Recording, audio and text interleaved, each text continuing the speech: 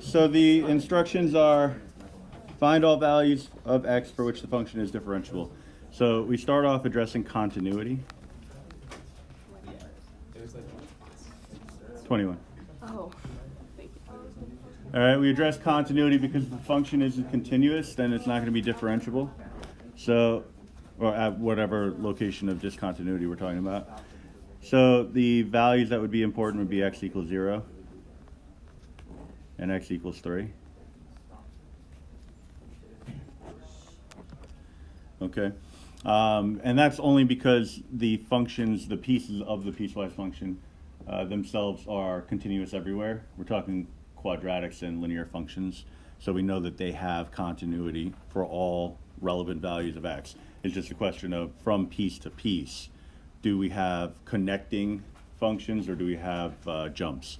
Right, so to address continuity, first we determine if the point exists at all at that location. So I'd find f of 0, put it in the appropriate piece, which would be the first piece.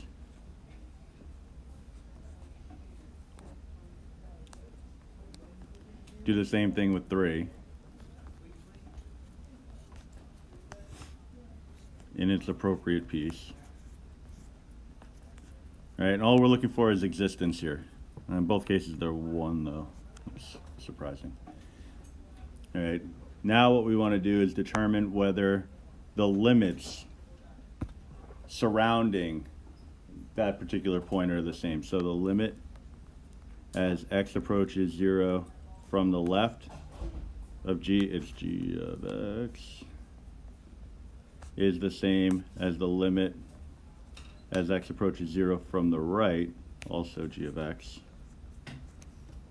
And then we want to do the same thing for 3. Right, so I'll just write it.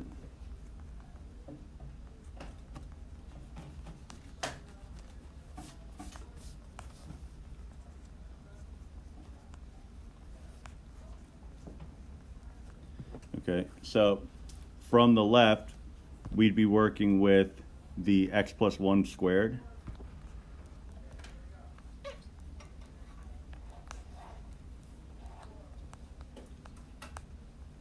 From the right, it's the 2x plus 1.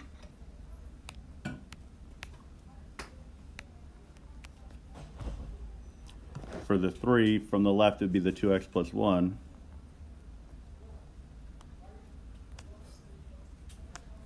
And from the right, it would be the 4 minus x squared.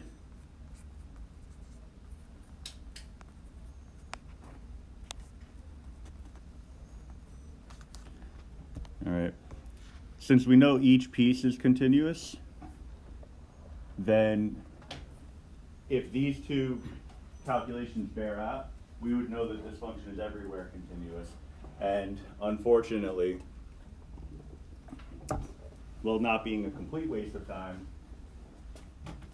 it would be like, well, I didn't need to do that, but if it turns out that it is discontinuous, then that's great news, because then that means you don't have to worry about derivatives. All right, but when I plug in a 0 for the first piece, I get a 1. Plug in a 0 for the second piece, I get a 1. Plug in a 3 for the first piece, I get a 7. Plug a 3 for the second piece, that one doesn't work, right? I get a 1. Mm-hmm. So that's good news. All right, so we have a discontinuity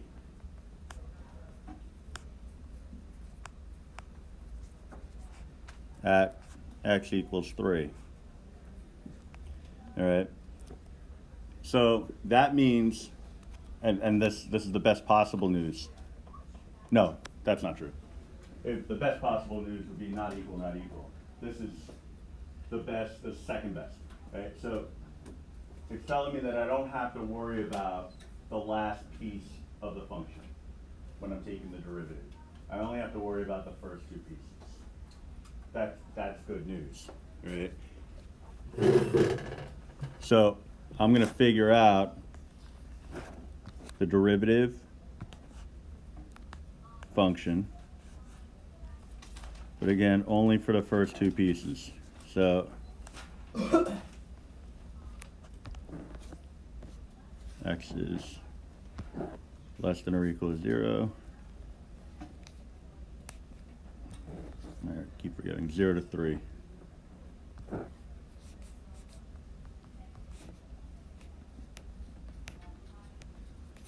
And then this last part is irrelevant. 2 R's in irrelevant? I don't know why I blanked on that.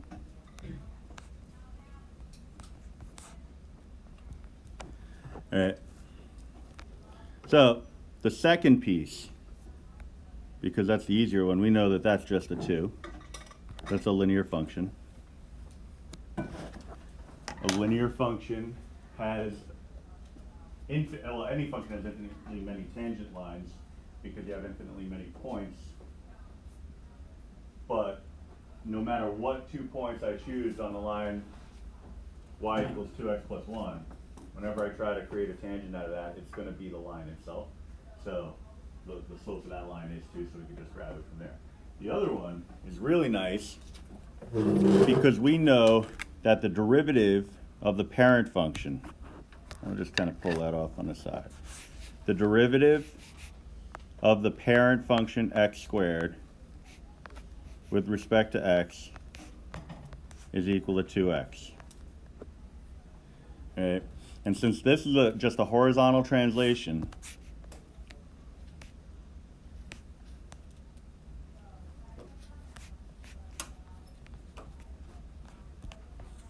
we're just moving it to the left 1 unit. We learned from that activity that that just means that the derivative would be the same horizontal translation, 1 unit to the left, 2 times x plus 1, which is pretty awesome. So 2 times x plus 1 would be my derivative for the first piece. Let me just do. You could distribute if you want. I wouldn't. So now, again, the whole point behind this is to see if the limits of the derivatives are approaching the same number. Right? I don't have to test to see if a point exists there. I have to test to see if they're going to the same value from the left and from the right. If you're going to different values, it could be a cusp if it's particularly infinity. If they're going to different finite values, it's a corner. If they're going to the same finite value, then it's differentiable. It's not a type of non-differentiability. And if it's going to the same type of infinity, you're looking at a vertical tangent. So I'm going to find the limit of this one as x approaches 0 from the left, and the limit of that one we already know because the limit of a constant is a constant. All right, so I would say the limit as x approaches 0 from the left of 2 times x plus 1 I want to see what the relationship is between that and the limit as x approaches 0 from the right of just the function 2. All right. So plug in a 0, you get a 2. You get a 2. So what we get is that the limits are approaching the same value, so it's differentiable.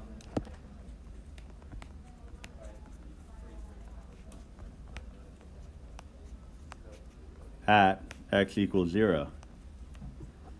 All right, so we ended up with something that, even though it was 2 separate pieces, the way they're connected ends up being such that there is no, it doesn't come to a point.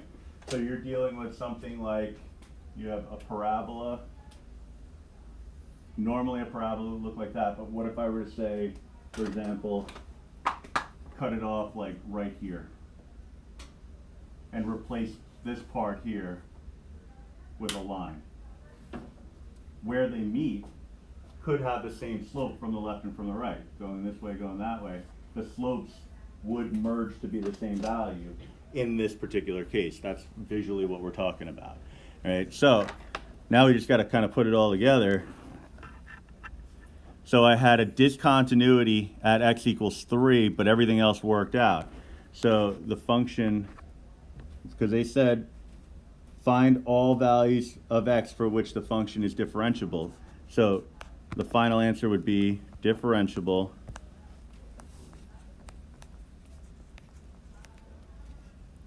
on the interval of negative infinity to 3, and then again from 3 to infinity. Right, because it was, yeah, less than or equal to 0, greater than or equal to 3. Looking at number 16, I'm inspired to go over that with you also.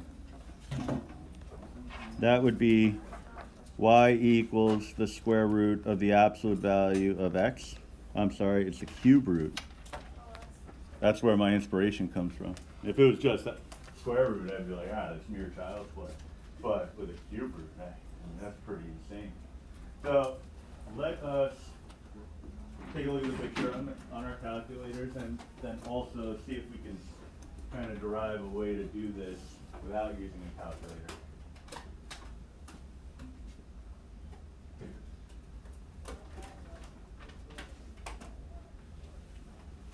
So I'll use the cube root feature. So math cube root, instead of going to the 1/3 power, absolute value of x. All right, 2, 6.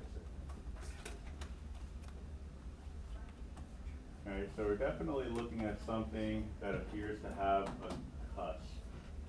All right, so it's a question of, okay, well, now that we know that, what do we do?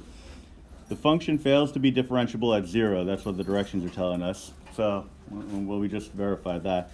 Tell whether the problem is a corner, cusp, a vertical tangent, or a discontinuity. All right? So the way the question is structured, it doesn't require you to do anything more than what we just did. It looks like it's bowing in. You could bring it in closer if you want. Maybe go like, let's say -2 to 2, just to make sure that you know that you're looking at the right thing. If it's on the calculator part of a test, that's perfectly fine, but you would legitimately be concerned that maybe it won't be on the calculator part of a test. And if that's the case, what the hell do we do? Good question. All right, so first thing that we would do is take a look at this as a piecewise function. Or at least that's the first thing I would do. I'm going to write it as f of x, though. All right, so the cube root of negative x, the cube root of positive x. Because really, an absolute value is just plus or minus whatever is inside the absolute value. If it appears, I mean, graphically, it appears that the transition is at 0. So I can do x is less than 0, x is greater than or equal to 0. I could do less than or equal and then greater than. I tend to avoid less than or equal, greater than or equal, just out of fear that if I'm not thinking about things the right way, maybe these two y values are different at that endpoint, like a jump. If I do less than or equal, greater than or equal, it'll plot two solid points, one over the other, which would be a failure of the vertical line test, and therefore not a function, right? It turns out they're both going to the same location, so that's fine. If you did a less than or equal and a greater than or equal, in this case you'd be okay, but I personally, I wouldn't take the chance. All right, so a good question would be, well, how did I know 0? But it's a point that they would have in common, right? If I plug in a 0 for this and I plug in a 0 for that, I'm going to get the same value. So that must be, if it's going to be a corner or a cusp, that must be where it happens, right? You can do that if you want by setting the two pieces equal to one another and solving, right? But at first glance, it would look like it's a, a no solution kind of thing. But if you work it through, you see that you do come up with a solution, right? But anyway, I'm going to simplify it a smidge.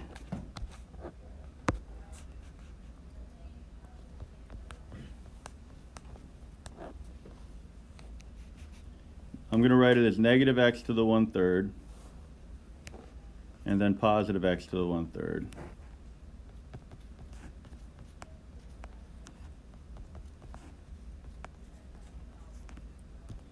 All right, again, fully analytic approach. We don't have a graph in front of us. We're trying to flesh out what's going on here. Because if you do have a calculator, you put it in, again, you already know the answer. So at this point, we test for continuity, just like we did in the previous question. So I'd find f of 0, verify that it's 0. I do the limit as x approaches 0 from the left of my function, and the limit as x approaches 0 from the right, also of my function. In both cases, I get 0. Therefore, continuous.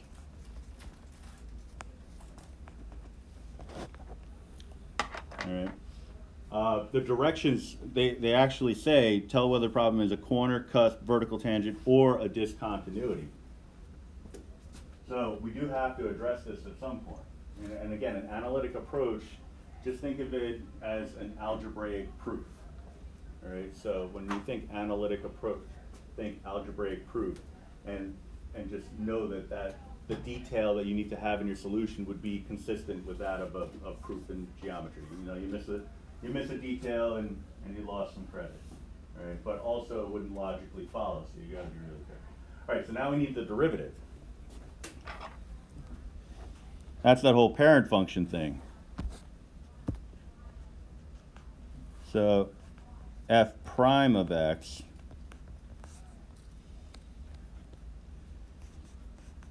now, if memory serves, we've done this problem at least a couple of times.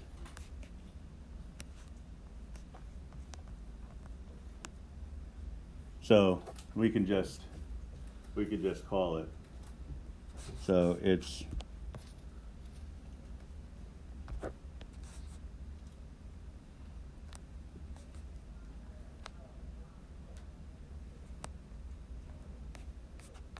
now is it? Yeah, to the 2/3.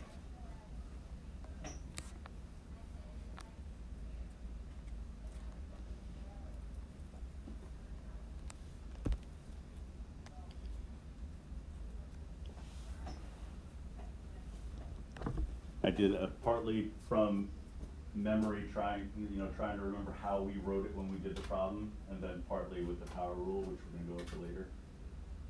Is that right? Yeah. Okay, that's really what I was getting at. So now I need my limits as x approaches 0 from the left of f prime of x, limit as x approaches 0 from the right of f prime of x. All right. The relevant f prime of x's.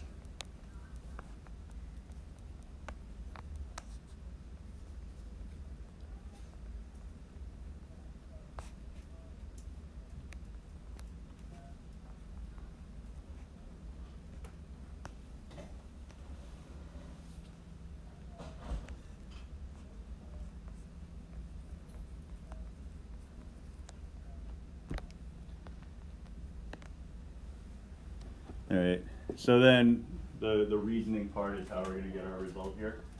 This function, this derivative, itself would have a vertical asymptote. So we know that depending on what side you're coming in on, you could be going to different or same types of infinities. So it's just a question of which infinity it is. So if I'm coming at 0 from the left, that means I'm working with negative numbers. If I plug a negative number in for x here, it'll get cube rooted, but it's also going to get squared. You square a value, it's automatically positive, right? So that's telling me that the numerator is going to drive whether this value or values is going to be positive or negative, all right? Since I know the entire denominator in both cases will be positive, then this one must be negative infinity, that one must be positive infinity, all right? So negative infinity not equal to positive infinity, all right? And when we're going to two different types of infinity, we know that we're working with a cusp at x equals 0. Could you also think about it as putting the the 2/3 up in the numerator with the negative sign, and it's like negative is positive? Oh, no. Yeah, because that's the exponent. Yeah. Is it what if you put like -1 times x and then